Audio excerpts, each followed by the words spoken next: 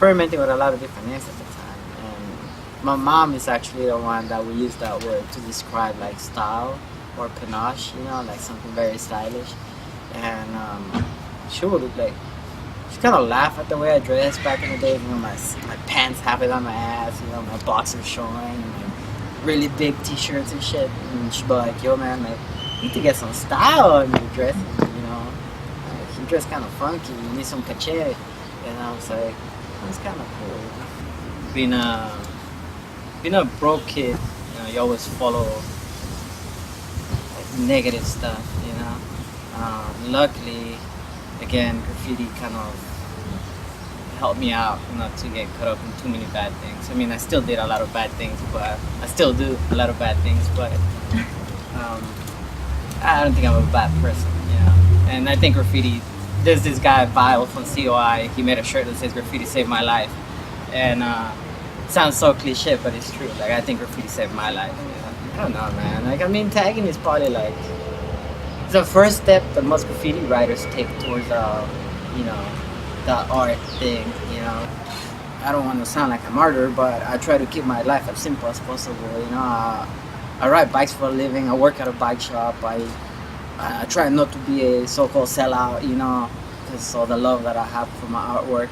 Humanity is like a big child that thinks it's an adult, you know, and we haven't really transcended. We're still tiny, you know.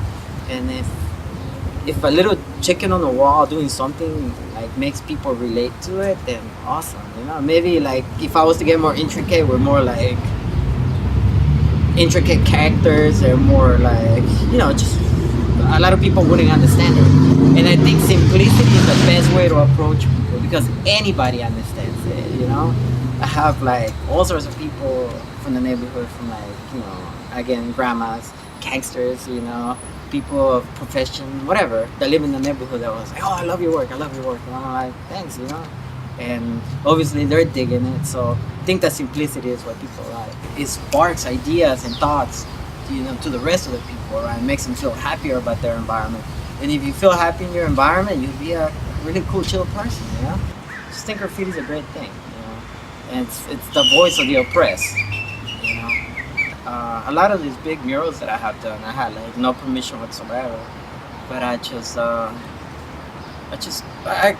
kind of named it like the benefit of the doubt, you know, like I do it in plain daytime, you know, I set up my paint and I bring out my ladders and just start doing my thing.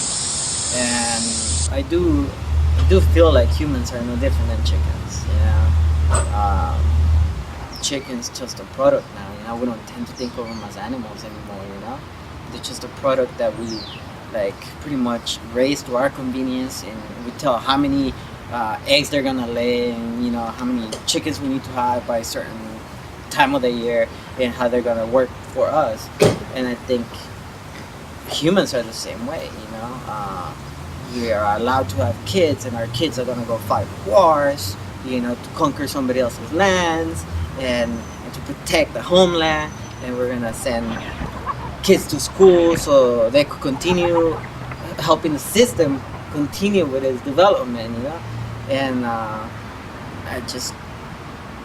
don't know, I just don't agree with people being caught up on that mentality, you know. Like, and I'm hoping one day like a revolution will come, and people tend to think of a revolution as like everybody picking up weapons and fighting, but I want it to be a revolution of the mind, you know. I want it to be like people thinking out of the box, you know, just flipping, saying I won't take it anymore, you know. And hopefully it will happen, you know. Hopefully it will.